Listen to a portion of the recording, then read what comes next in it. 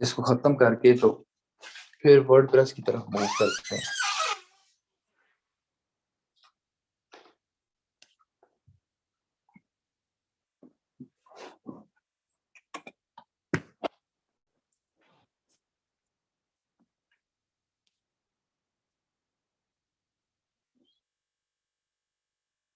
आ रही है आवाज असफर? आवाज तो आ रही है मेरी?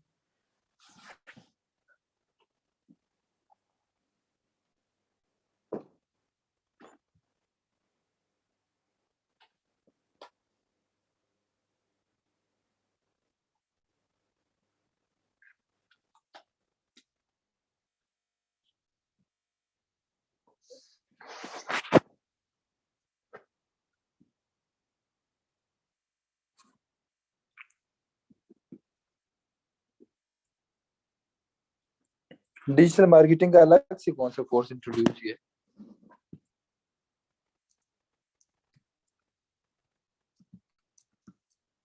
ये सारी डिजिटल मार्केटिंग है जो आप पढ़ रहे हो? Recording in progress.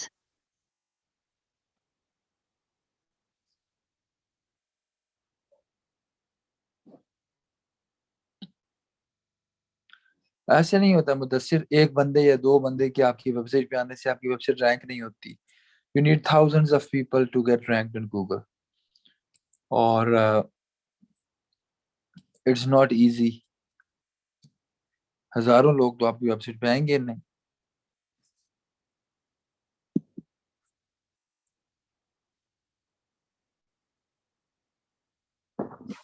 समझ आ रही है?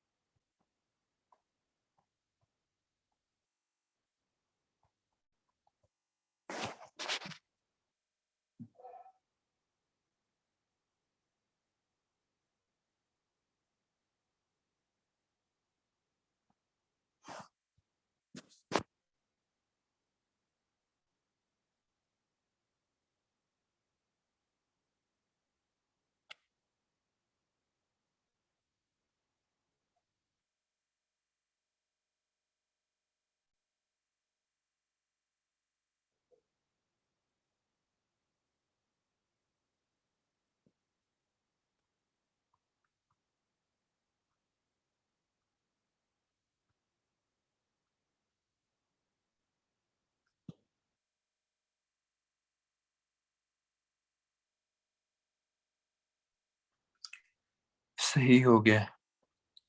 चलें जी, अब लेक्चर शुरू करते हैं।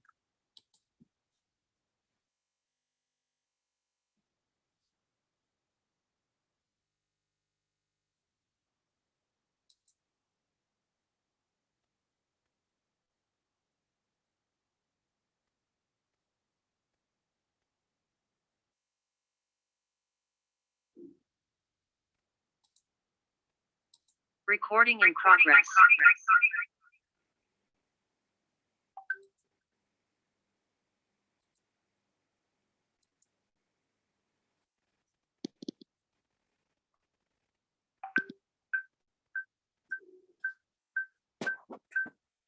चलें जी, मैं स्टार्ट करने लगा हूँ।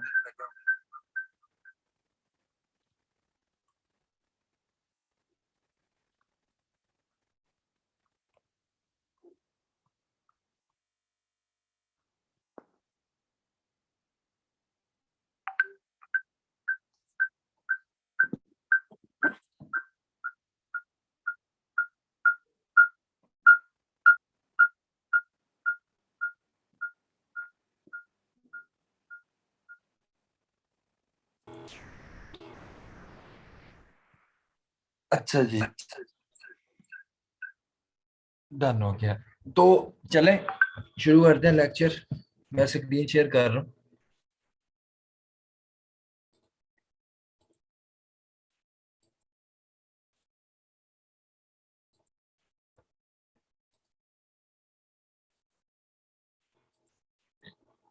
कैनोनिकल टैग के बारे में मैंने अभी नहीं बताया, आप सब लोग कंफ्यूज हो जाएंगे। वो चीजें आपको खुद पता चल जाती हैं, तो लीव इट। सिर्फ वो चीजें पढ़ें जो मैं पढ़ा रहा हूँ।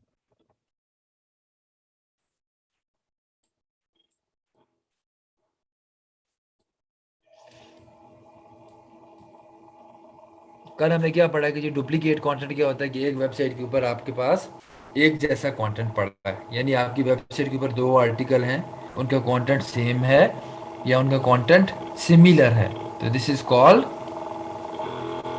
Duplicate content. ठीक है।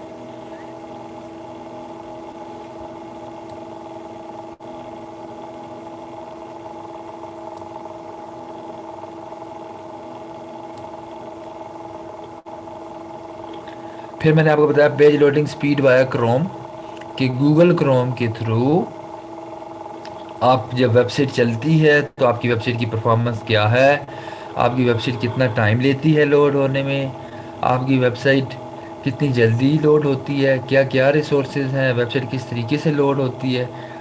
तो ये सारी जो चीज़ें हैं ये आपकी पेज लोडिंग स्पीड में आती हैं। ठीक है, यानी क्रोम के ऊपर आपकी वेबसाइट की क्या परफॉर्मेंस है। ठीक है। आगे ऑप्शन आता है आपके पास इमेज ऑप्टिमाइजेशन, बड़ा इंपॉर्टेंट टॉपिक है जी।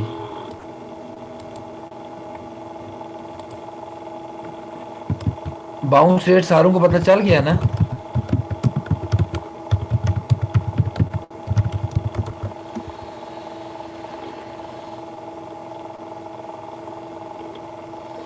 अब सबको पता है कि बाउंस रेट क्या होता है। आवाज आ रही है सारों को मेरी? आवाज क्लियर है मेरी? चले डन हो गया। इमेज ऑप्टिमाइजेशन का मतलब है कि आपकी वेबसाइट के ऊपर जो इमेजेस होंगे उन इमेजेस की ऑप्टिमाइजेशन आप कैसे करोगे। How you will do SEO optimisation for your images. याद रखिएगा एक चीज होती है कंटेंट, और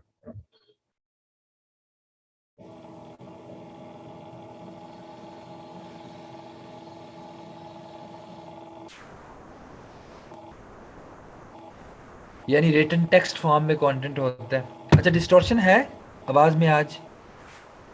शोर आ रहा है? नहीं यार, आज नहीं है। क्या करते हैं,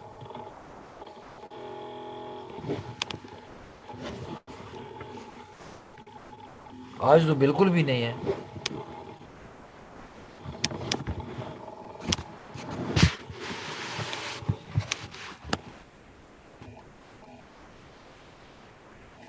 हम्म। अच्छा, इमेजेस ऑप्टिमाइजेशन में क्या होता है, इमेज ऑप्टिमाइजेशन में आपके पास ये होता है कि आपके जो इमेजेस हैं, जो आप अपनी वेबसाइट में इमेजेस यूज कर रहे हो कंटेंट से रिलेटेड, उनकी ऑप्टिमाइजेशन आप कैसे करोगे। तो इमेज ऑप्टिमाइजेशन में कुछ फैक्टर्स होते हैं, जैसे कि इमेज टाइटल,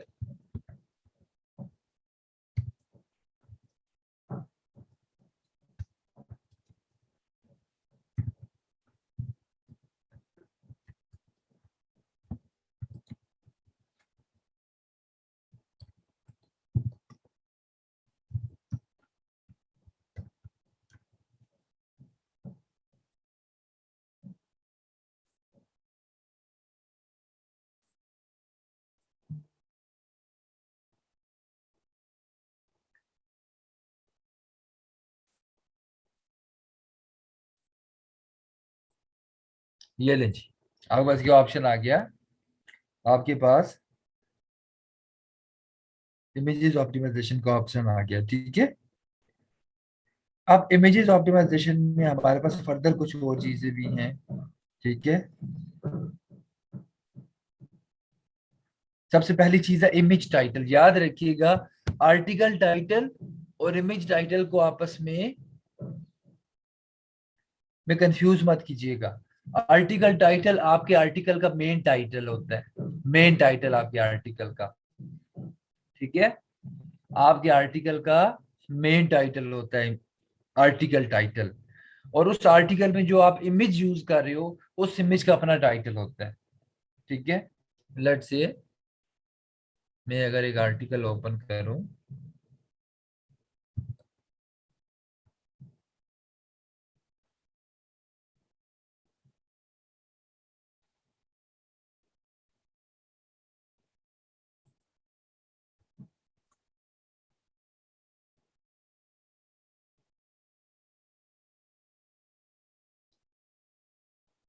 अगर मैं ये आर्टिकल ओपन करूं,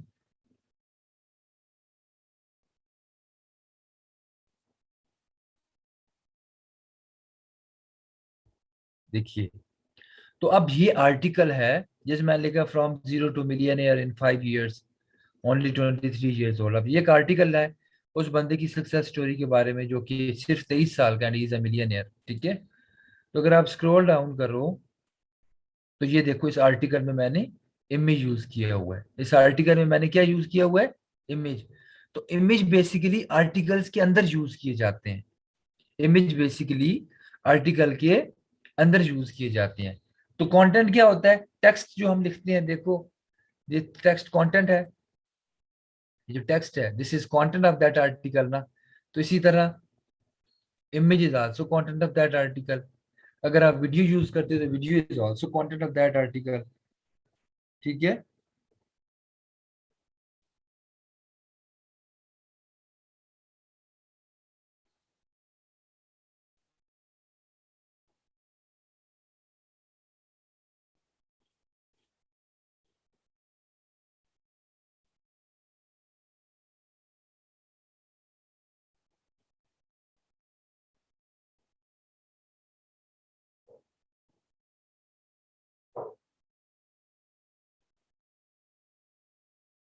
समझ आ गई सारों सारों को? तो बेसिकली इमेज टाइटल उस इमेज का टाइटल है जो हम with in content of article use करते हैं। जैसे ये आर्टिकल का कंटेंट है, तो image is part of that content. ठीक है, अब इमेज टाइटल क्या होता है? बेसिकली इमेज में ऑप्शंस होते हैं। जब अब आप अभी तो आप फ्रंट एंड पे है ना, बैक एंड पे होंगे, तो इमेज में ऑप्शंस होते हैं। तो सही कह रहे हैं, बेसिकली जो इमेज नेम होता है ना, वो ही इमेज टाइटल होता है। ठीक है, तो इमेज टाइटल हम किस लिए डालते हैं? जब हम इमेज टाइटल लिखते हैं ना, और यूजर आपकी इमेज के ऊपर यूं एरो रखता है ना, तो टाइटल का पॉपअप सामने आ जाता है। इमेज टाइटल क्या होता है कि जब आपने वेबसाइट में इमेज डाला, उसमें टाइटल ऐड किया, तो जब आपका यूजर उस इमेज के ऊपर एरो रखेगा ना, जैसे मैंने रखा है, तो छोटा सा पॉपअप आता है और उसके ऊपर आपका आ जाता है,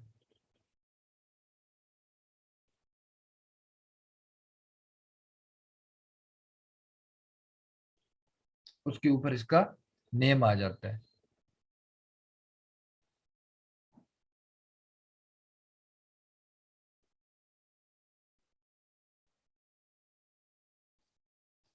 सही हो गया?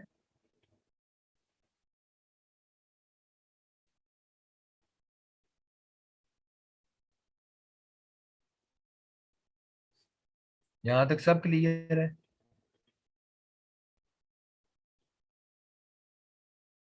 इमेज टाइटल क्या होता है? आप इमेज में टाइटल टैग डालते हो, और वो बेसिकली इमेज का नाम होता है। ठीक है, अच्छा, इमेज नेम से डिफरेंट भी हो सकता है टाइटल। इमेज नेम और टाइटल डिफरेंट भी हो सकते हैं, लेकिन एक कंक्लूजन ये है कि इमेज नेम को टाइटल कहते हैं। और वो किसके लिए होता है इमेज टाइटल? यूजर्स के लिए। ये यूजर जब आके आपकी इमेज पे एरो रखे, तो पॉपअप और इमेज का नाम आ जाए, ताकि यूजर को समझ आ जाए इमेज की।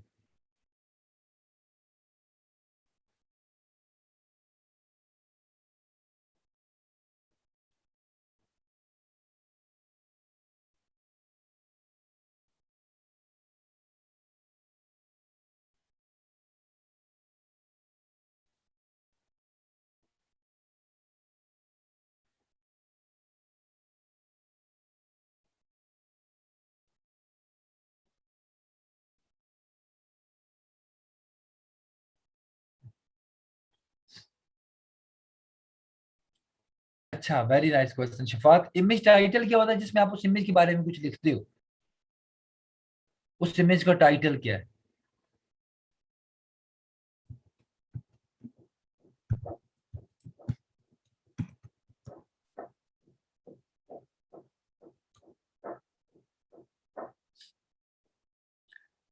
इमेज टाइटल टेक्स्ट क्या है? Which provides additional information about the image. यानी आप इमेज को देख रहे हो, ठीक है, इमेज को देख रहे हो,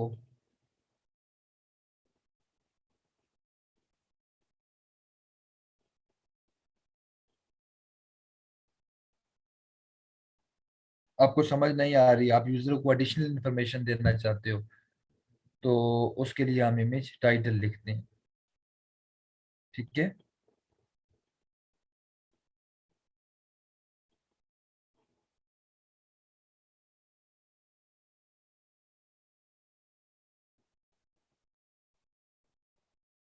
उसके लिए हम लोग क्या करते हैं,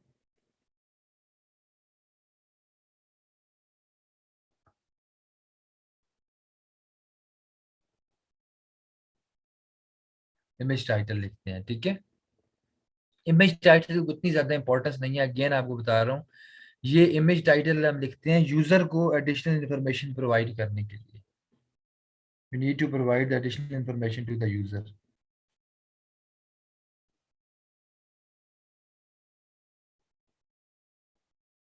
इसका नहीं लिखा हुआ, मोस्टली मैं नहीं लिखता होता।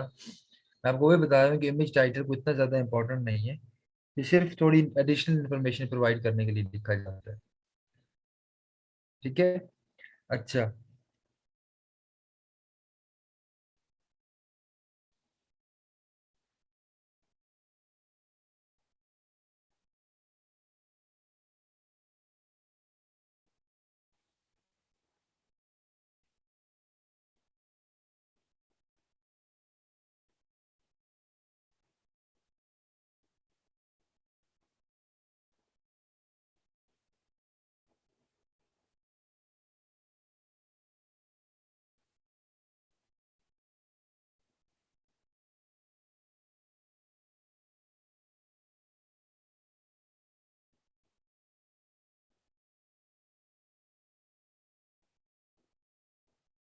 देन सेकंड ऑप्शन आता है आपके पास, और वो है इमेज कैप्शन का। याद रखिए, इमेज कैप्शन जो होता है ना, वो इमेज के नीचे टेक्स्ट शो होता है ऐसे, ये कैप्शन ऐड हुआ हुआ है। ठीक है।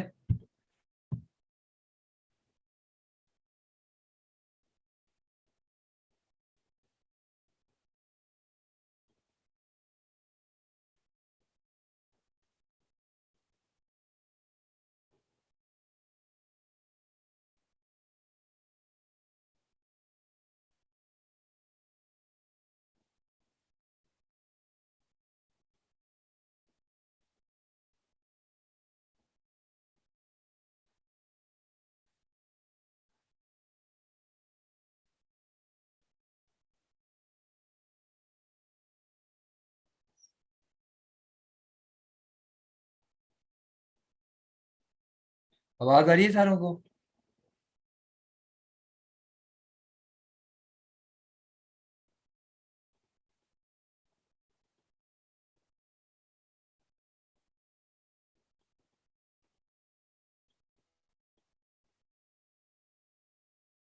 इमेज, पहले मुझे बताएं, इमेज टाइटल की समझ आ गई है?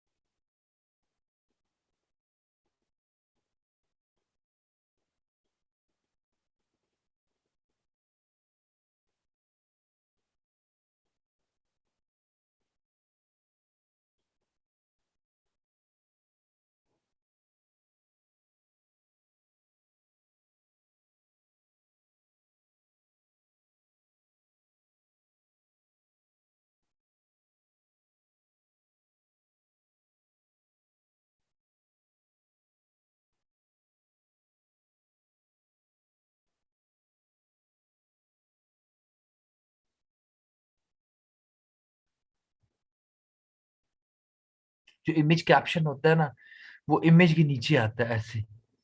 ठीक है। इमेज कैप्शन भी मैं आपको दिखा देता हूँ। इमेज टाइटल क्या होता है? एडिशनल इंफॉर्मेशन देने के लिए। इमेज टाइटल किस लिए होता है? एडिशनल इंफॉर्मेशन देने के लिए। वर्डप्रेस में क्या होता है? ठीक है। वर्डप्रेस में क्या होता है? वर्डप्रेस में जो आपका इमेज नेम होता है ना, वो ऑटोमेटिकली आपका इमेज टाइटल बन जाता है। ठीक है। ये चीज आगे खैर मैं आपको एक्सप्लेन करूंगा। ठीक है। अच्छा, नंबर वन। नंबर टू ये है कि इमेज कैप्शन। इमेज कैप्शन वो है जो इमेज के नीचे शो होता है ऐसे, यहाँ शो हो रहा है, देख रहे हैं आप लोग?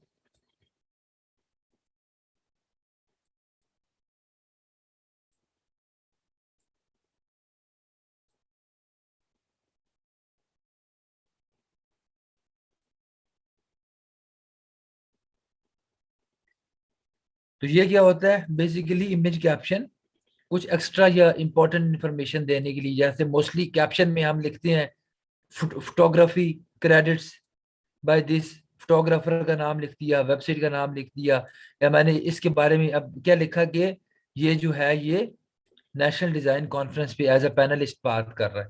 तो जो एक्स्ट्रा इंफॉर्मेशन होती है वो हम इमेज कैप्शन में डाल देते हैं। ठीक है, तो इमेज कैप्शन वो है जो इमेज के नीचे शो होता है, तो ये भी बेसिकली इमेज के बारे में एक्स्ट्रा इन्फॉर्मेशन देने के लिए होता है। लेकिन जो सबसे इंपॉर्टेंट चीज है वो है alt tag. Alt stands for alternative. याद रखिएगा कि जो गूगल है वो इमेज को देख के गूगल को नहीं पता चलता कि इमेज में क्या हो रहा है। ठीक है, समझ आ रही है? अगर आप यहाँ पे शाहरुख खान की फोटो लगाएं और साथ आप अब्दुल हमीद लिख दें, तो गूगल इज नॉट 100% श्योर। अब खैर गूगल इतना तेज हो गया है कि गूगल को पता चल जाता है, लेकिन गूगल इतना तेज तराज नहीं है कि उसको पता चल जाए, क्योंकि इमेज को रीड करना कुछ it's not much effective. Image को रीड करना is not much easy. Obviously आप गूगल कर लेता है, लेकिन अगेन गूगल आपकी इमेज को आपके टेक्स्ट फॉर्म के थ्रू ऐड समझता है। तो ऑल्ट क्या है, इमेज ऑल्ट टैग का मतलब है इमेज ऑल्टरनेटिव टैग। तो अब इमेज का ऑल्टरनेटिव क्या होता है, इमेज का ऑल्टरनेटिव टेक्स्ट होता है। सम टाइम आप गूगल में जाते हैं, आपका इमेज लोड ही नहीं हो रहा होता, या गूगल आपके पास आपका इमेज लोड नहीं हो रहा होता, तो फिर गूगल देखता है कि उस इमेज के पीछे ऑल टैग क्या लिखा हुआ है। आप जो ऑल टैग लिखते हो ना, गूगल उस इमेज को वही कंसीडर करता है। गूगल उस इमेज को वही कंसीडर करता है।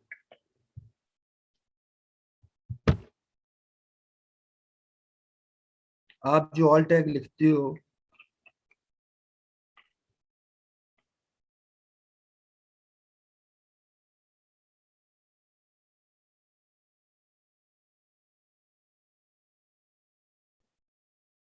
आप लोग जो भी ऑल टैग लिखते हो,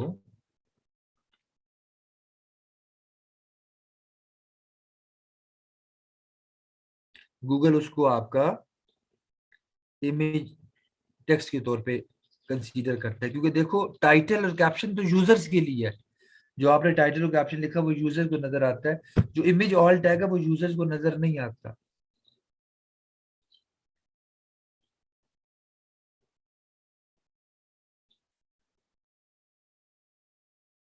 जो आपका इमेज ऑल टैग है वो यूजर्स को नजर नहीं आता।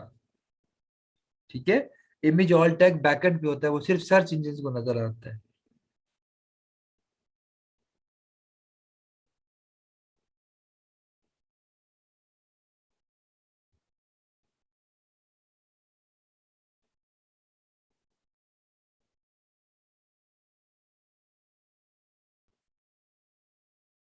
नहीं, image all tag search engine के लिए होता है, यूजर्स के लिए नहीं होता।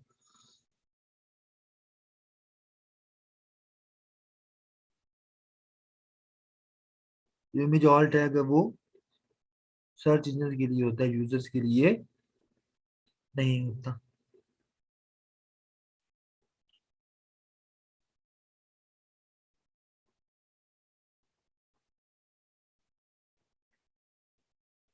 तो इमेज ऑल टैग सबसे इंपॉर्टेंट है आपकी इमेजेस एसईओ में। इमेज ऑल टैग,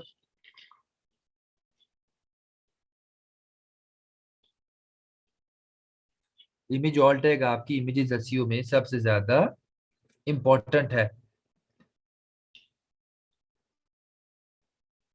अब एक चीज माइंड में रखिएगा कि गूगल को कैसे पता चलता है आपका इमेज किस चीज से रिलेटेड है।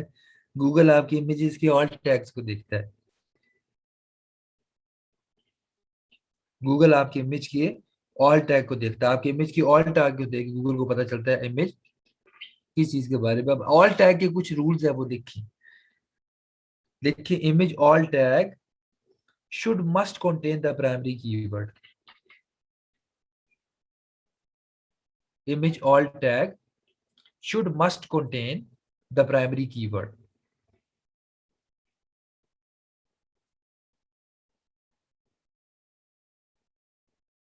आपका जो image alt tag है it should must contain the primary keywords। Number two, image alt tag should also contain one or two secondary keywords। एक दो या तीन सेकेंडरी कीवर्ड्स को भी इंक्लूड करें इमेज ऑल टैग में।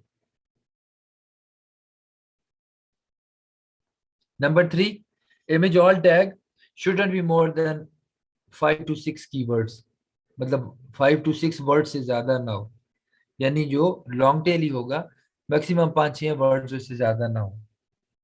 ठीक है, तो image alt tag should must contain the primary keyword. Image alt tag can contain 1, 2 or 3 secondary keywords. ये जब हम आगे जाएंगे तो आपको पता चल जाएगा, वो बैकएंड पे होता है, वो जब आप कंटेंट डाल रहे होते हैं वहां पे ऑप्शन आता है। ठीक है, यहाँ पे ऑप्शन नहीं होता, अब वो बैकएंड कोड में होता है। अब ये देखो यहाँ पे आपको इमेज ऑल टैग नहीं नजर आ रहा, लेकिन अगर मैं इंस्पेक्ट में जाऊं तो कोड में मैं आपको दिखाता हूँ, देखना।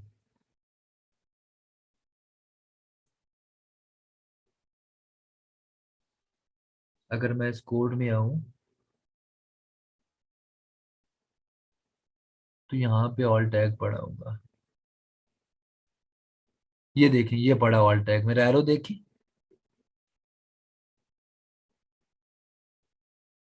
तो आपका जो ऑल टैग में टेक्स्ट होता है वो होता है, जैसे देखो ऑल टैग क्या है, Danish Iftikhar design conference million freelancer Pakistan. तो अब देखिएगा,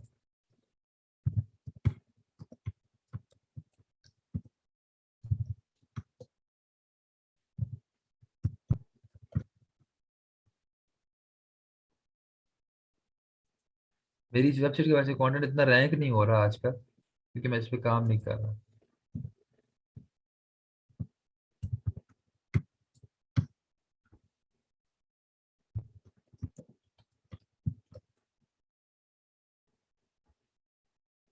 नहीं आ रहा, उसकी एक रीजन है, लेकिन अगर आप जब यूं अपना मैं ये कीवर्ड लिखता हूँ तो वो शो होना शुरू हो जाता है। ठीक है, तो इसकी एक रीजन है, जो मेरा कंटेंट नहीं आ रहा मुझे पता है। अदरवाइज आपका जो ऑल टेक्स्ट होता है उस ऑल टेक्स्ट के लिए आपका, जैसे आप देखिए,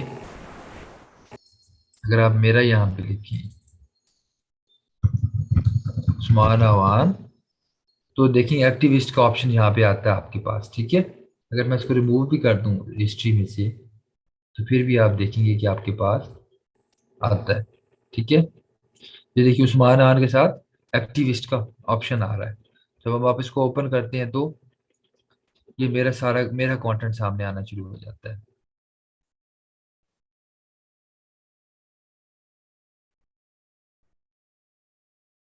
ठीक है, और अगर आप इमेजेस में जाकर देखें तो अब ये देख रहे हैं, ये सारे जो इमेजेस मेरे शो हो रहे हैं, तो इसका मतलब है इनके बैकएंड पे all tag is related to my name. ठीक है, so that's why this is appearing. ठीक है, इस तरह आपका अगर यूट्यूब चैनल है तो यूट्यूब चैनल से, और इस तरीके से सारा होता है। तो इमेज ऑल टैग क्या होता है? Image all tag, image all tag क्या होता है कि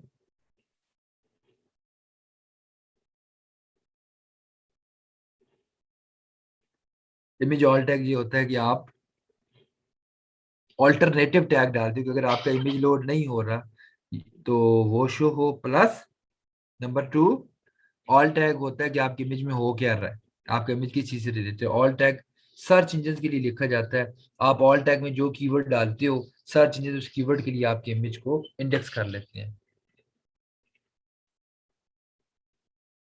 ठीक है, तो आपके यहाँ ऑप्शन आ गया, इमेज ऑल टैग है। उसके बाद एक फोर्थ ऑप्शन है इमेज डिस्क्रिप्शन का, इमेज डिस्क्रिप्शन का।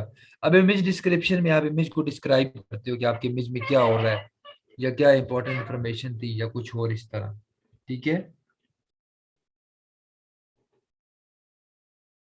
तो आपके पास चार एलिमेंट्स है। Image title, image title gives additional information about your image. Image caption, image caption जो है वो इमेज के नीचे शो होता है।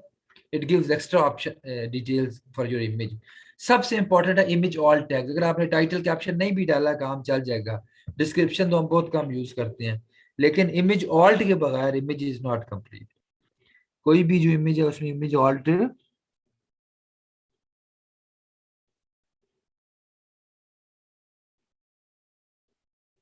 इमेज ऑल्ट जरूरी होना चाहिए।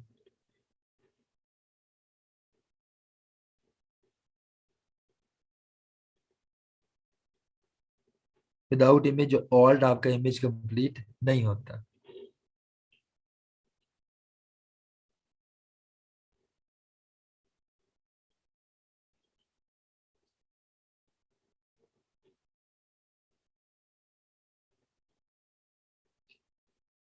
इमेज ऑल्ट में मैंने आपको बताया है कि your image should must contain the primary keyword.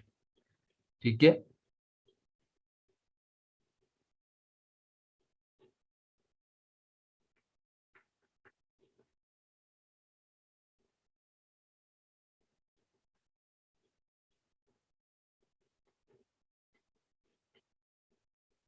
आपकी इमेज में प्राइमरी कीवर्ड मस्ट होना चाहिए। ठीक है।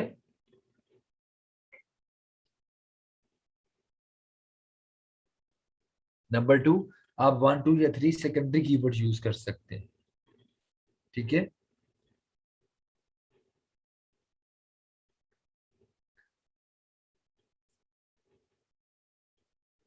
नंबर थ्री, कि आपका जो ऑल टैग होता है उसको उतना लंबा नहीं करना कि 5 6 वर्ड से ज्यादा ले जाओ। 5 6 वर्ड तक जाना।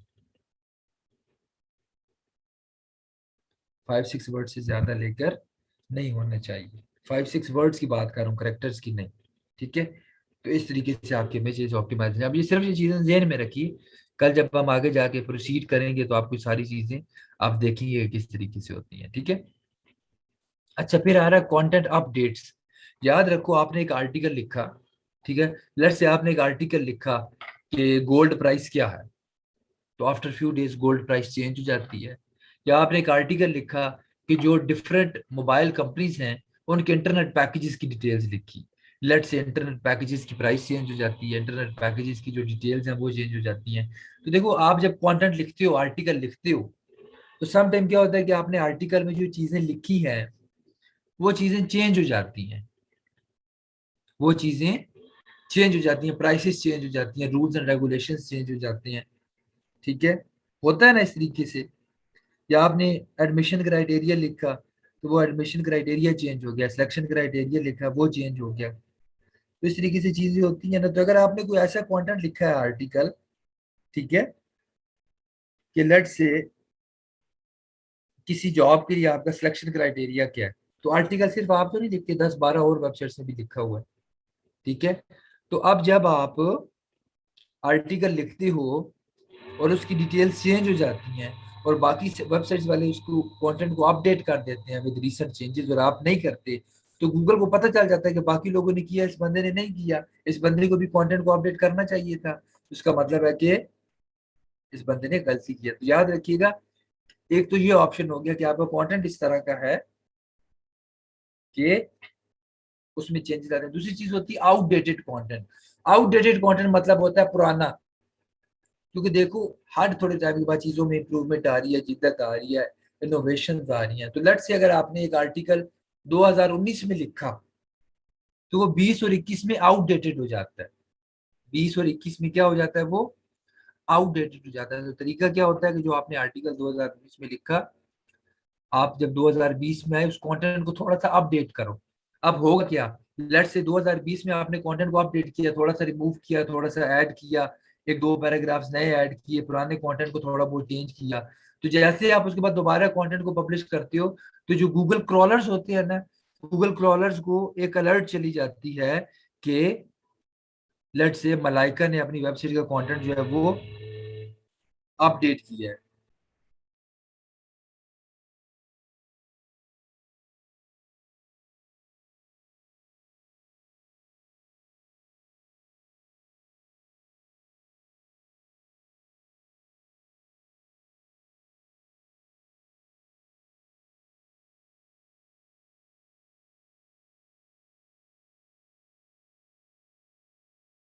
ठीक है। अब कंटेंट अपडेट करने की दोबारा बात सुने, मैं आपको दोबारा रिपीट करूं। सम टाइम कुछ कंटेंट की नेचर ऐसी होती है, सम टाइम कुछ कंटेंट की नेचर ऐसी होती है, जैसे आपने रूल्स एंड रेगुलेशंस लिखे, प्राइसेस लिखी, और आफ्टर सम टाइम वो चीजें चेंज हो गई, तो आपको अपने कंटेंट को अपडेट करना पड़ेगा। Number one. नंबर टू क्या होता है कि कंटेंट आपका सीधा साधा है, कंटेंट ठीक है, लेकिन कंटेंट को अपडेट रखना पड़ता है, कंटेंट की फ्रेशनेस का ख्याल रखना पड़ता है। समझ आ रही है आप लोगों को?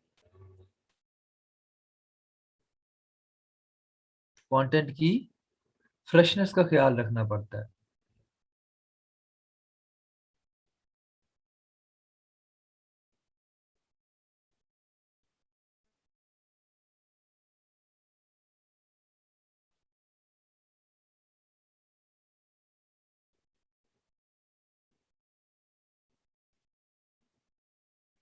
मारिया ऐसे कि लेट से आपने आर्टिकल लिखा 2019 में, ठीक है, तो वो 2021 में पुराना कंटेंट हो जाता है। और अगर आप अपने पुराने कंटेंट को अपडेट नहीं करते तो ये पूरी चीज समझ जाती है। अपडेट का मतलब है कि कंटेंट में कुछ एडिशन तो करो ना। मतलब 2019 से 20 आ गया, 20 से 21 आ गया, जिस टॉपिक पे भी आपने कंटेंट लिखा कोई ना कोई इनोवेशन तो आई होगी। तो आप कंटेंट को अपडेट करते हैं। आप क्या करते हैं? कंटेंट को अपडेट करते हैं।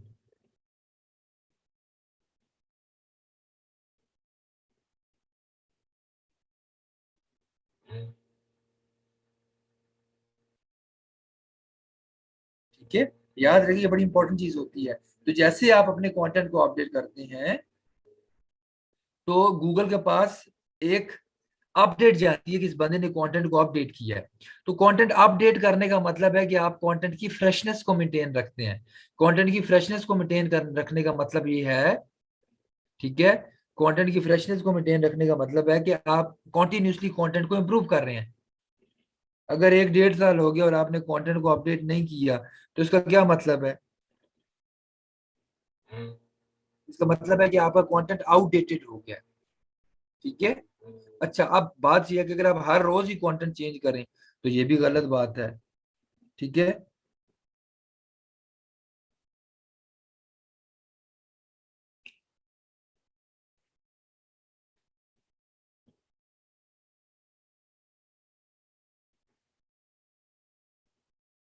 तो आपके पास ये भी गलत बात है। ठीक है, इसलिए 6 महीने में एक बार, इस साल में एक बार आप कंटेंट को अपडेट करें, इससे ज्यादा ना करें। देखो, अगर तो कोई ऐसी रीजन है कि प्राइसेस चेंज हो गई हैं, या रूल्स रेगुलेशन चेंज हो गए हैं, या कोई क्राइटेरिया चेंज हो गए हैं, तो फिर तो आप जैसी चेंजेस हो आप करो। अदरवाइज अगर आपने कंटेंट की फ्रेशनेस के लिए करना है तो 6 महीने, 9 महीने या एक साल में करें। फिर आ रहा है मैग्नीट्यूड ऑफ कंटेंट अपडेट्स। ठीक है। तो किस मैग्नीट्यूड के साथ कंटेंट को अपडेट करना चाहिए? तो देखो, याद मकसद होना चाहिए, या तो कोई रूल्स एंड रेगुलेशन चेंज हुए आपने अपडेट करने हैं, ठीक है, या फ्रेशनेस फैक्टर को मेंटेन करने के लिए। ठीक है।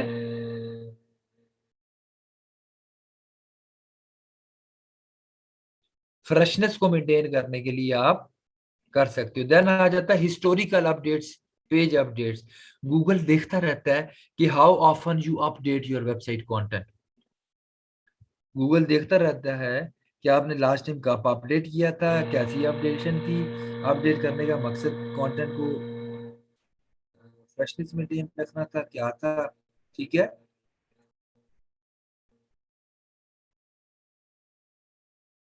समझ आ गई इस चीज की?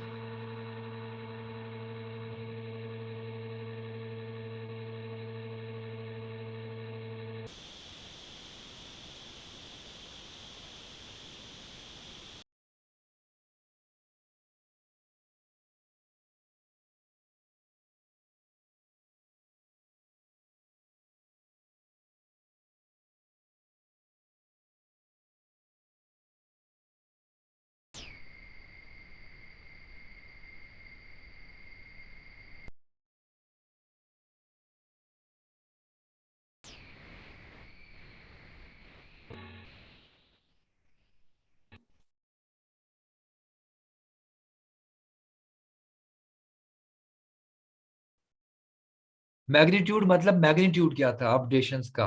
ठीक है, कि how often you updated your content, किस तरह के चेंजेस थे। क्या आपने वर्ड्स को चेंज किया था, जो एंटायर पैराग्राफ को चेंज किया था? कभी भी कॉन्टेक्स्ट चेंज ना हो आर्टिकल का। ये ना हो आप ऐसी अपडेशन करो कि आर्टिकल का कॉन्टेक्स्ट ही चेंज करके रख दो, आर्टिकल का मतलब ही चेंज करके रख दो।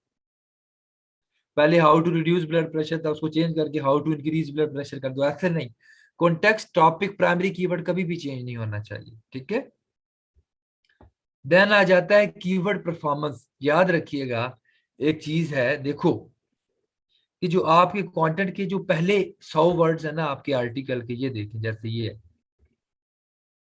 ये जो मेरे आर्टिकल के पहले 100 वर्ड्स हैं, आपके आर्टिकल के फर्स्ट 100 वर्ड्स में आपका प्राइमरी कीवर्ड लाजमी आना चाहिए।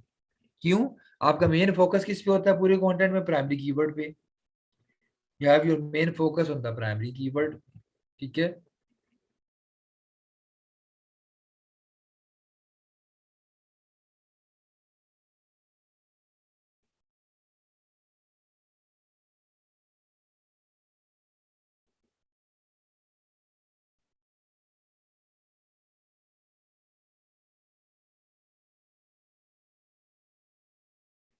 अगर आप अपने पहले 100 वर्ड्स में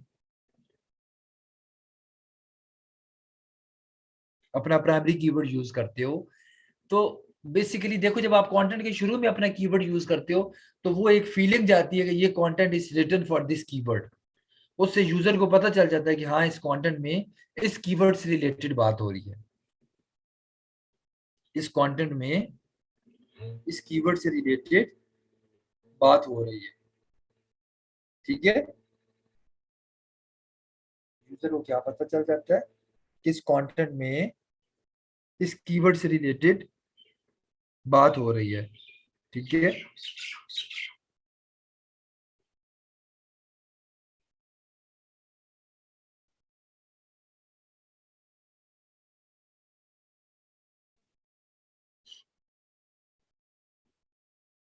समझ आ गया आपको?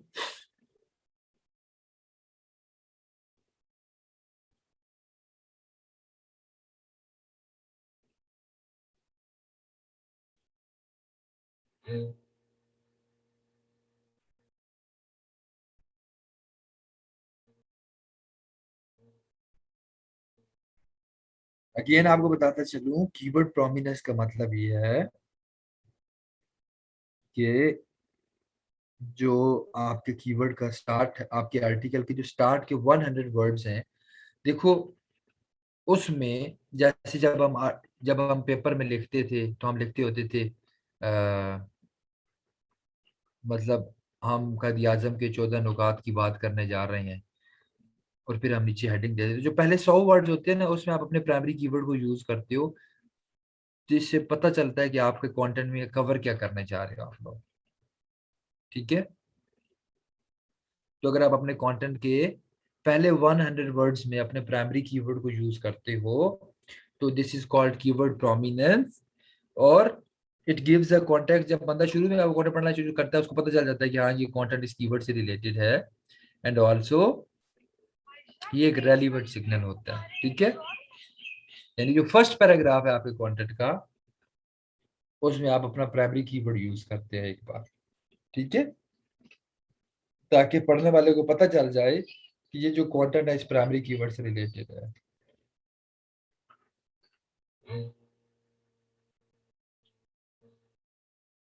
देन आपके पास ऑप्शन आता है keyword in H2 and H3 tags. याद रखिएगा, जो हेडिंग्स हम डालते हैं, हेडिंग होता ही मेन टॉपिक है, ये कीवर्ड है।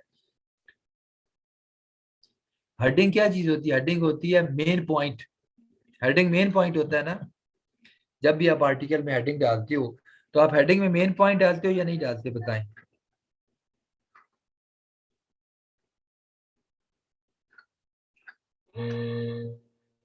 आप लोग हेडिंग के बीच में मेन पॉइंट डालते हैं ना?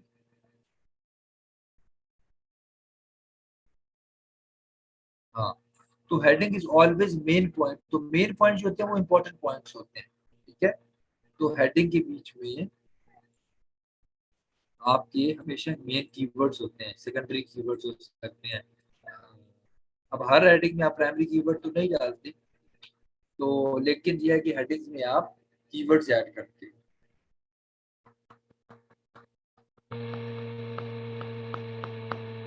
हेडिंग्स में आप कीवर्ड्स ऐड करते हो, और मोस्टली H2 H3 जो हैं, इनमें हम सेकेंडरी कीवर्ड यूज किया करते हैं। ठीक है, एज अ हेडिंग। तो याद रखिएगा, headings are very important. Headings rank भी होती हैं गूगल पे। हेडिंग्स की वजह से आपकी ट्रैफिक भी इंक्रीज होती है, हेडिंग की वजह से आपकी रैंकिंग होती है। तो हेडिंग्स को आप हमेशा इंपॉर्टेंट लेते हैं, ठीक है। देन ऑप्शन आ जाता है कीवर्ड वर्ड ऑर्डर, कि कीवर्ड सेम है लेकिन वर्ड ऑर्डर चेंज किया आपने। कीवर्ड सेम है लेकिन आपने वर्ड ऑर्डर चेंज कर दिया।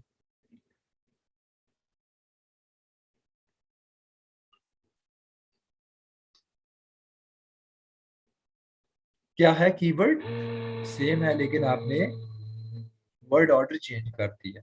जैसा कि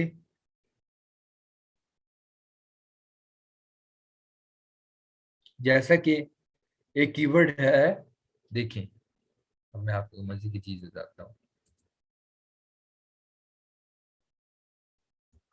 एक कीवर्ड है कैट शेविंग टेक्निक्स, दूसरा कीवर्ड है, एक कीवर्ड है कैट शेविंग टेक्निक्स और दूसरा कीवर्ड है techniques to shave a cat. इन दोनों कीवर्ड्स क्या सेम है? कॉन्टेक्स्ट सेम है दोनों का?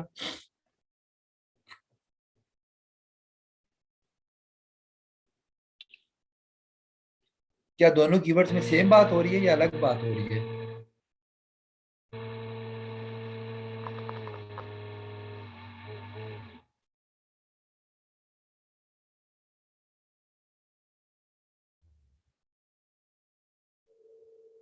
दोनों कीवर्ड्स में सेम बात हो रही है, तो फिर डिफरेंस क्या है दोनों में?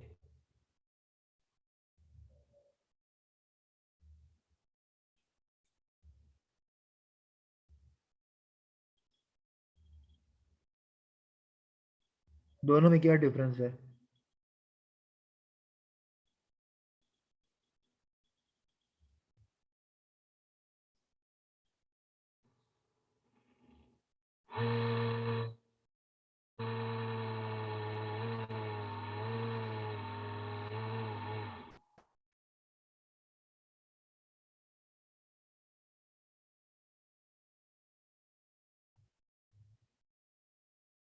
दोनों में वर्ड ऑर्डर्स का डिफरेंस है। सेम बात हो रही है लेकिन वर्ड ऑर्डर का डिफरेंस है।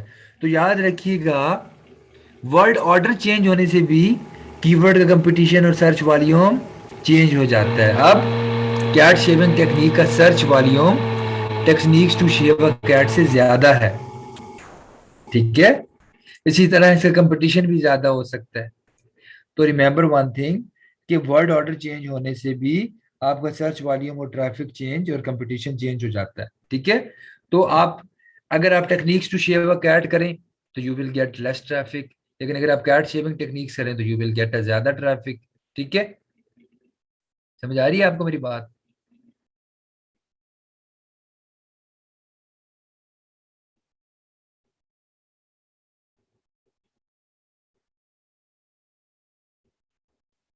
तो इस चीज को माइंड में रखिए कि वर्ड ऑर्डर चेंज होने से भी आपका कंपटीशन और सर्च वॉल्यूम चेंज हो जाता है। तो इस तरह हमेशा अगर आप कैट शेविंग टेक्निक लगे तो this keyword is more beneficent as compare to techniques to shave a cat, ठीक है। ये चीज आपको समझ आ गई?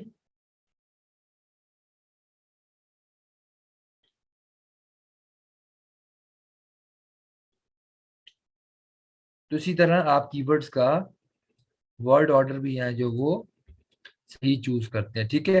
अच्छा जी, आउटबाउंड लिंक्स ये है, मुझे कल याद करेगा, ये मैं कल कवर करूंगा इंशाल्लाह आउटबाउंड लिंक, ठीक है।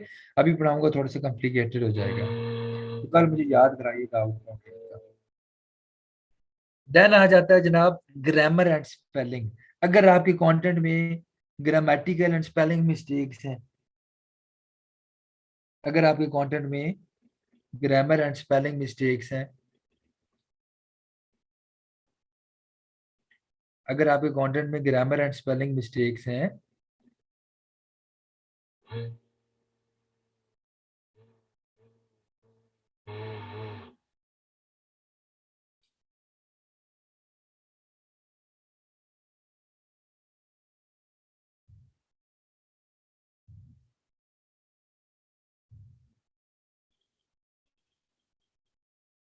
अगर आपके कंटेंट में ग्रामर और स्पेलिंग मिस्टेक्स हैं, तो भूल जाएं कि आपका कंटेंट रैंक होगा। अच्छा मुझे बताएं, अब मैं देखता हूं आप बच्चे कितने अक्लमंद हैं।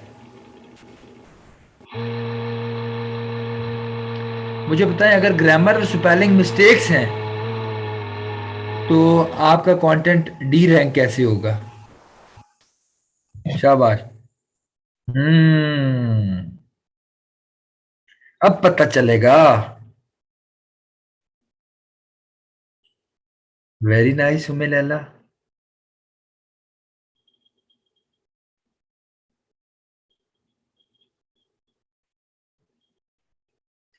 Exactly. People will stop reading your content. They will go back. When they will go back, your bounce rate will be increased. तो गूगल विल सी, यार क्यों इसका बाउंस रेट इंक्रीज हो रहा है। जब गूगल देखेगा तो गूगल को पता चलेगा कि आपने तो ग्रामर से पहले मिस्टेक्स क्यों ही हैं।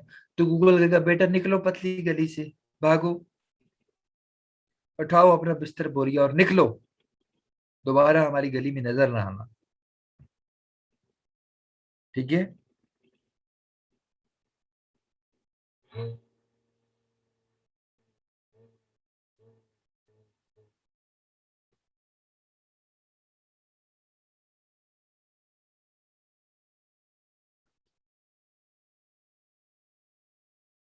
अब वो कह रहा है जी सिंडिकेटेड कंटेंट। वो ये कह रहा है कि आप मेक श्योर करो कि आपकी वेबसाइट के ऊपर जो कंटेंट है वो ओरिजिनल है। क्योंकि अगर आप किसी ऐसी वेबसाइट का कंटेंट उठाते हो जो ऑलरेडी गूगल पे इंडेक्स है, और लेट से वो 6 महीने पहले गूगल ने इंडेक्स किया हुआ है, और आप सेम कंटेंट यूज करते हो, तो गूगल को पता चल जाता है कि यार ये वेबसाइट तो 6 महीने पहले पुरानी वेबसाइट में पड़ा है, तो इसका मतलब ओरिजिनल ऑनर उसका वो है। तो कंटेंट ऐसे गूगल ऐसे कंटेंट को कभी भी रैंक नहीं करता। ठीक है। आगे चलते हैं जी, सप्लीमेंट्री कंटेंट को छोड़ें। आगे ऑप्शन आ जाती है मल्टीमीडिया की। ठीक है। मल्टीमीडिया की ऑप्शन आ जाती है। मल्टीमीडिया का मतलब ये है कि जब आप अपने कंटेंट के बीच में इमेजेस, वीडियोस, इन्फोग्राफिक्स यूज करते हैं तो आपका कंटेंट ज्यादा इंगेजिंग होता है। क्या ये बात ठीक है? अगर आपके कंटेंट में images, videos, audios, podcast, tables, graphs, या आप इन्फोग्राफिक्स ऐड करते हो, तो क्या आपका कंटेंट ज्यादा रीडेबल हो जाता है?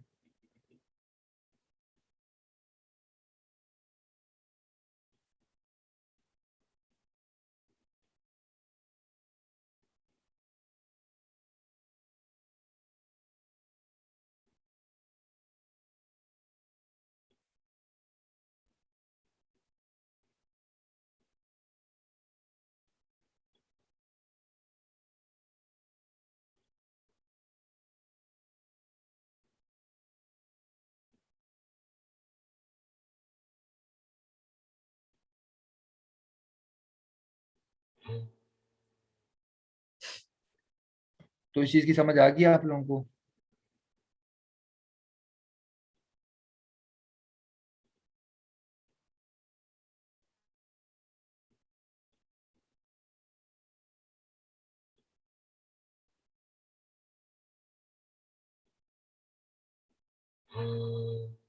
बिल्कुल ऐसा ही है।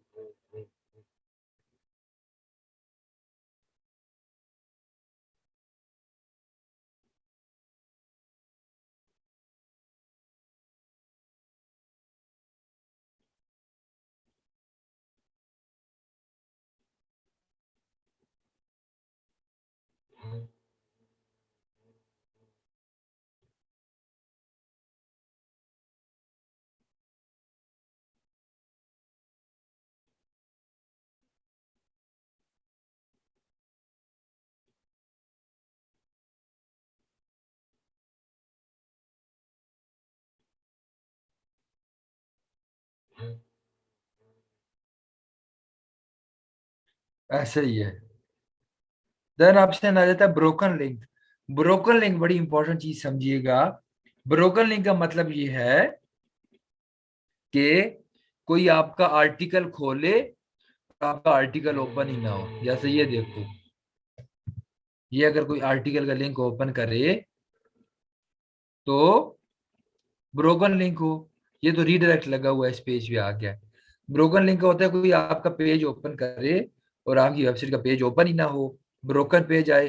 ब्रोकर पेज के ऊपर ना 404 एरर आता है कि आपका, अब ब्रोकर पेज क्यों होता है, या तो उस पेज का लिंक आपने तब्दील कर दिया या पेज डिलीट हो गया, ठीक है, तो वो ब्रोकर पेज हो जाता है। यानी आपने किसी वेबसाइट का पेज खोला और वो खुला ही नहीं, और उसके ऊपर लिखा आ गया कि ये तो ब्रोकर पेज है।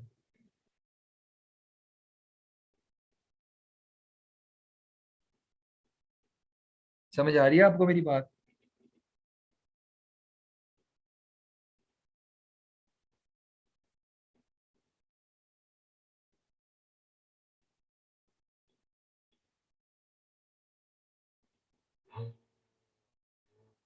बिल्कुल, 404 एरर होता है, एरर नाम होता है, एरर 404। 404 एरर का मतलब है कि वो जो पेज आपने ओपन किया है वो पेज है ही नहीं, या तो उसका लिंक डिफरेंट है या वो डिलीटेड पेज है।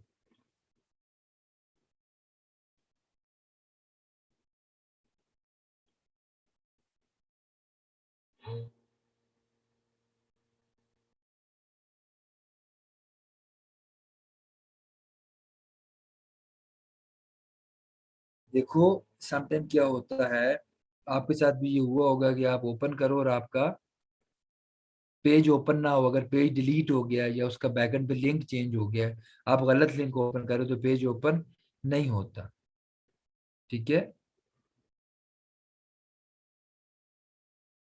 समझ आ रही है?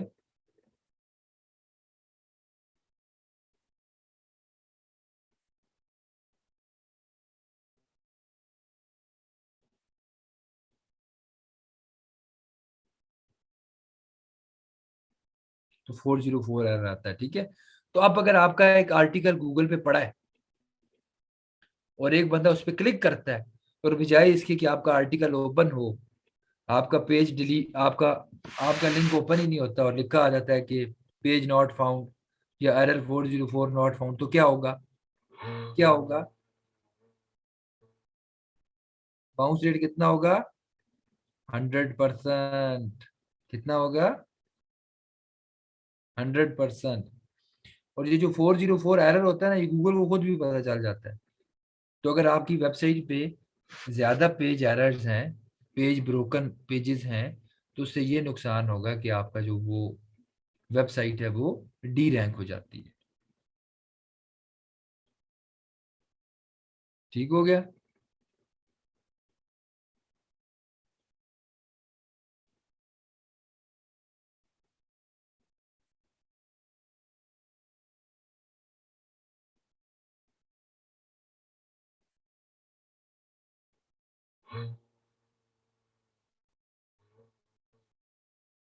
सब समझ आ गई यहाँ तक?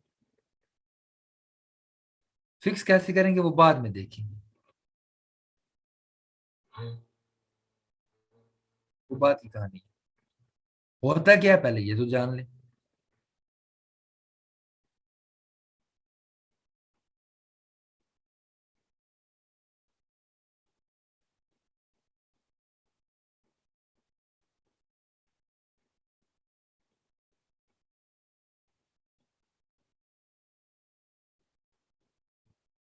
छोड़ दें सिंडिकेटेड कंटेंट, बस वैसे उन्होंने लिखा हुआ है, बस ये माइंड में रखें कि अगर आपका जो कंटेंट है वो ओरिजिनल नहीं है और आपने किसी और का कॉपी किया हुआ है, और उस बंदे का कॉपी किया हुआ है जिसका ऑलरेडी गूगल पे इंडेक्स है, तो गूगल आपके कंटेंट को कभी भी रैंक नहीं करेगा।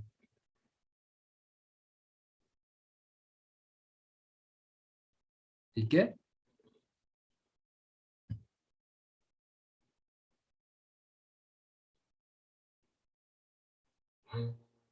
बिल्कुल मिल सकता है, मैं गूगल में पढ़ा। किधर मलाइका, किधर तेज पढ़ा रहा हूँ, चलें जी, मलाइका कहती हैं तो नहीं पढ़ाते हो, और नहीं पढ़ना मलाइका? टॉपिक तो सेम ही होगा ना, टॉपिक आपको क्या लगता है दुनिया में कोई ऐसा टॉपिक है जिसके ऊपर इंटरनेट पे कंटेंट ना पड़ा हो? Topics are always same.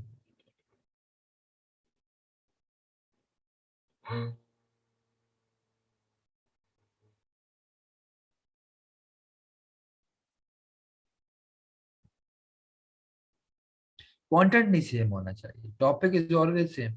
आप कोई भी टॉपिक उठाएं उस पर कंटेंट लिखा हुआ है गूगल में। क्या कोई ऐसा टॉपिक है जिसपे कंटेंट ना हो?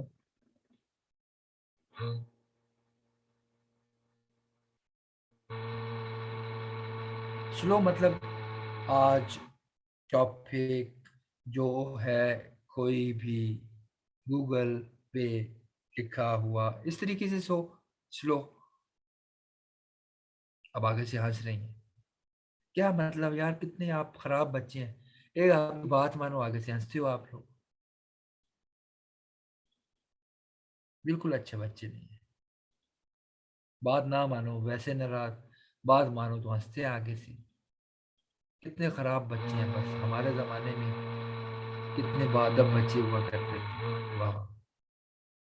और आज देखो, वक्त ही खराब आ गया।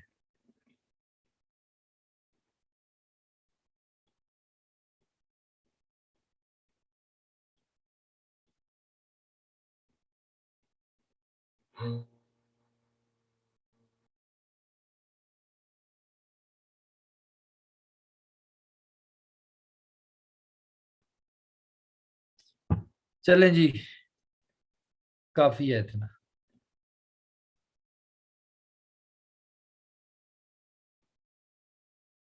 इंशाल्लाह परसों तक हम इसको कंप्लीट करके वर्डप्रेस से मूव कर देंगे।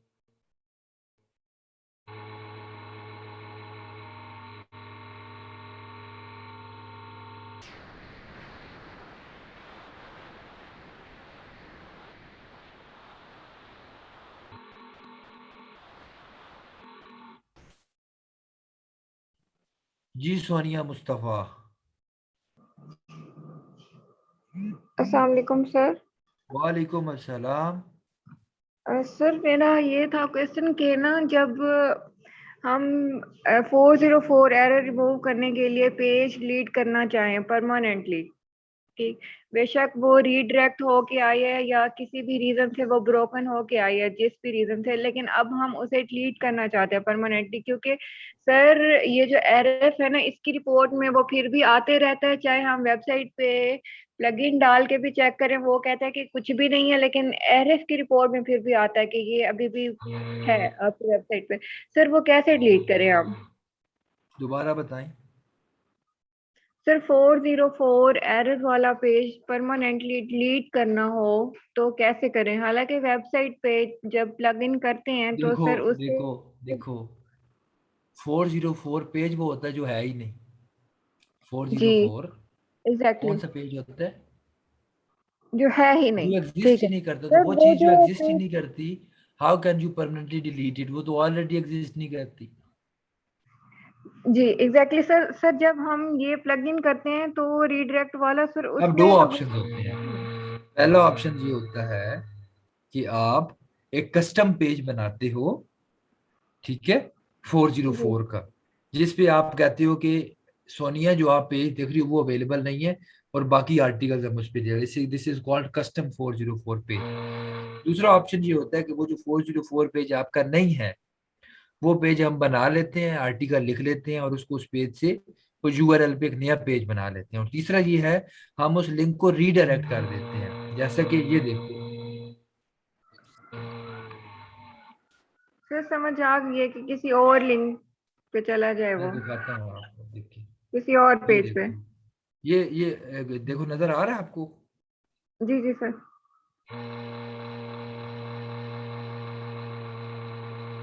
हम्म?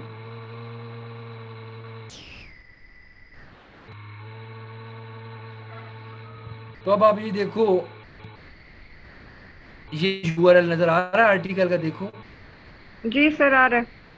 अब मैं पाकिस्तान का वर्ड रिमूव करके, अब अगर मैं इस आर्टिकल को ओपन करूं तो क्या मेरे आर्टिकल को ओपन होना चाहिए? नहीं सर। नहीं होना चाहिए। देख लेते हैं, नहीं सर। ये क्या।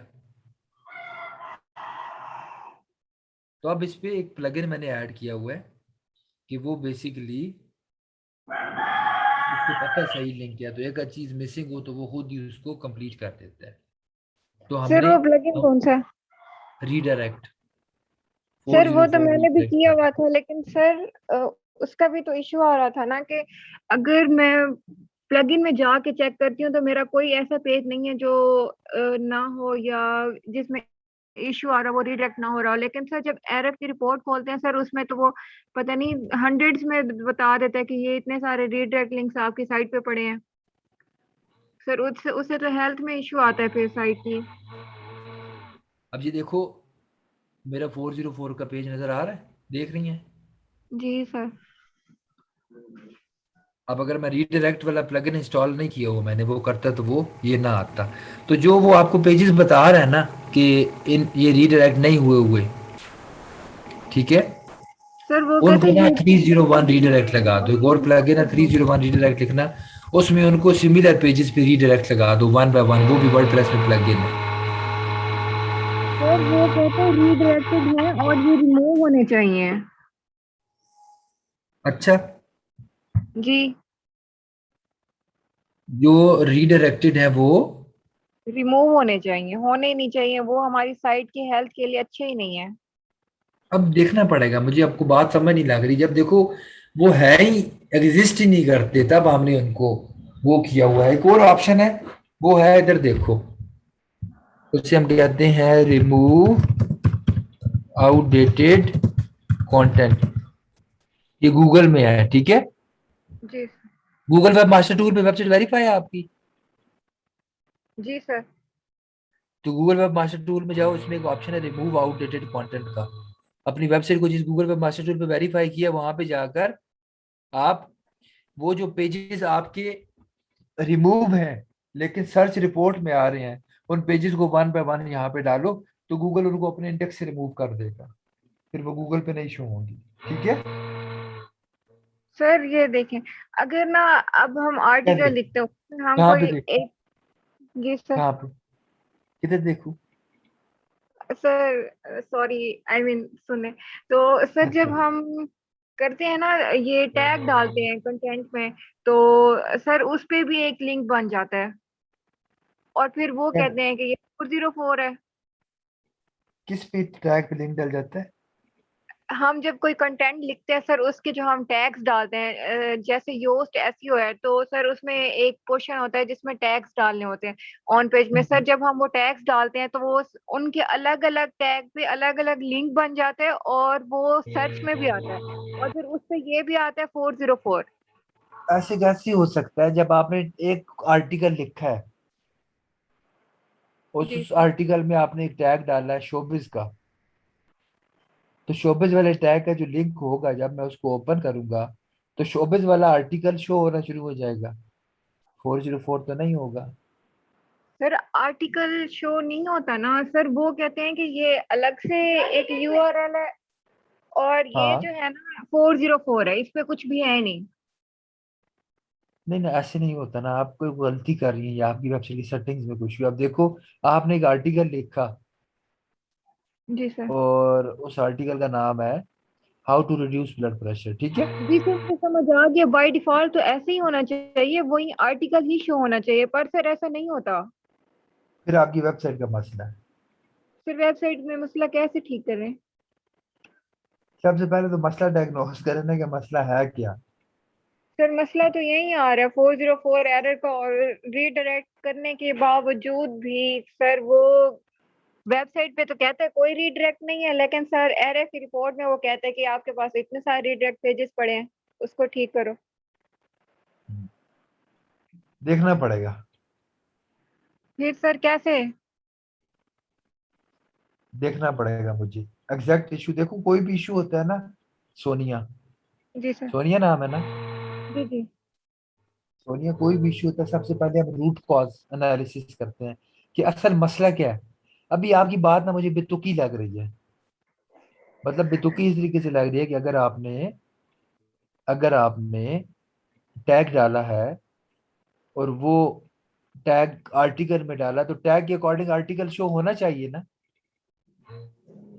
जी सर। हेलो, जी होना जी चाहिए सर, ना। बाय डिफॉल्ट तो होना ही तो जब आप चाहिए। कह रही हैं नहीं हो रहा, तो इसका मतलब है कि वेबसाइट की सेटिंग का कोई मसला है ना। इसका सर मतलब यह है कि there is something wrong with the website structure, कि जब हम टैग ओपन करते हैं तो वो टैग से रिलेटेड आर्टिकल्स दिखाने के बजाय 404 का एरर दिखा रहा है। समझ रही है सर मेरी वो बात? जी सर वो आर्टिकल भी आता है लेकिन वो और लिंक पे आता है, लेकिन ये जो 404 है वो सर, उसके जो हम 5 टैग्स लगाते हैं ना सर, उस पे ही आता है। आर्टिकल में 5 आता क्या है, ये लगाते हैं? आर्टिकल बिल्कुल भी नहीं आता। नहीं, 5 क्या लगाते हैं? 5 जब सर हम टैग्स लगाते हैं ना, टैग्स के पोर्शन में, योस्ट एसईओ में। नहीं तो योस्ट एसईओ में टैग आप कहाँ पे लगाते हैं? सर एक पोर्शन होता है राइट साइड पे, तो वो कहते हैं कि अपने टैग्स यहाँ पे एंटर करें ऑन वो पेज। योस्ट एसईओ का, सुनो, वो योस्ट एसईओ का पोर्शन नहीं है, वो वर्डप्रेस का पोर्शन है। कैटेगरीज के नीचे टैग्स होता है ना? हाँ सर, फिर वही होगा, तो उसी वो का ही इस तरह होगा। नहीं हो सकता, ऐसे नहीं होता। आप ऐसा करें, वर्डप्रेस में जाएं, लॉग इन करके आप पोस्ट में ऑप्शन होगा टैग्स का, टैग्स में जाएं, वहां पे आपके पास सारे टैग शो होंगे। उन टैग्स को ओपन न्यू टैब करें, ओपन इन न्यू टैब करें, तो आपको वहां पे वो ब्रोकन लिंक्स नहीं नजर आने चाहिए। ठीक है? और और अगर सर शो ये फिर भी हो रहा है तो गूगल पे सर्च करें कि, देख लेते हैं, आप ऐसे लिखें वर्डप्रेस टैग्स शो 404 एरर। अब आपने एग्जैक्ट क्यूरी लिखी और देखें क्यों आता है। ये देखें, काफी ज्यादा आर्टिकल्स आ रहे हैं आपके पास।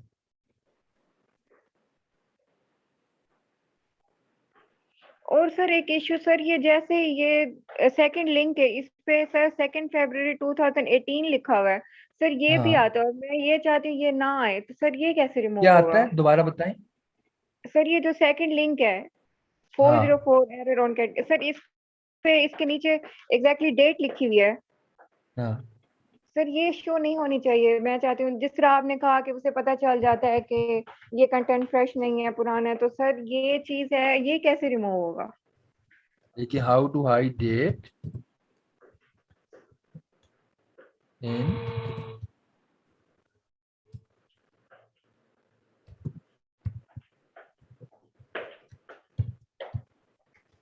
How to hide date in Google. तो ये देखिए, how to remove date from Google search results. तो ये आर्टिकल पढ़े आप, पर आपने क्यों रिमूव करनी है? आप कंटेंट को अपडेट कर लिया करें थोड़े अरसे के बाद। सर अगर थाउजेंड में आर्टिकल्स हम किस किस को बना अपडेट करें, न्यू डाले या पुराने अपडेट करें? तो बच्चे, जब आपके पास ज्यादा कंटेंट होता है तो फिर मैनेज भी करना पड़ता है ना।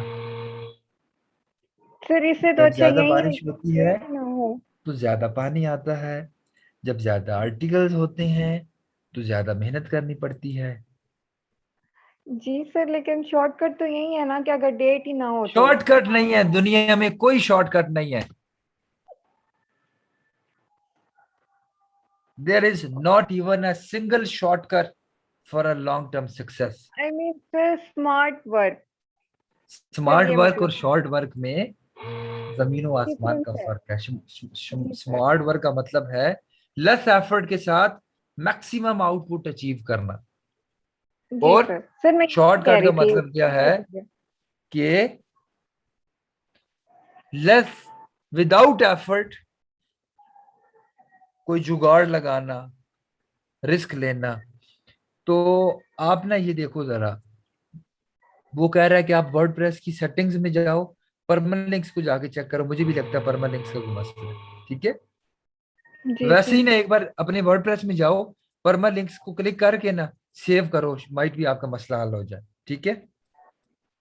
ठीक है सर। नहीं तो देख लेते हैं किसी दिन। सर मैं करूंगी, फिर मैं कल बता दूंगी अगर नहीं हुआ हाँ, तो। नहीं तो कल हम स्क्रीन शेयर करके देख लेंगे। ठीक है? जी सर। चलें, thank you so enjoy much करें। सर। ओके। हाफिज। जी मारिया। अस्सलाम वालेकुम सर।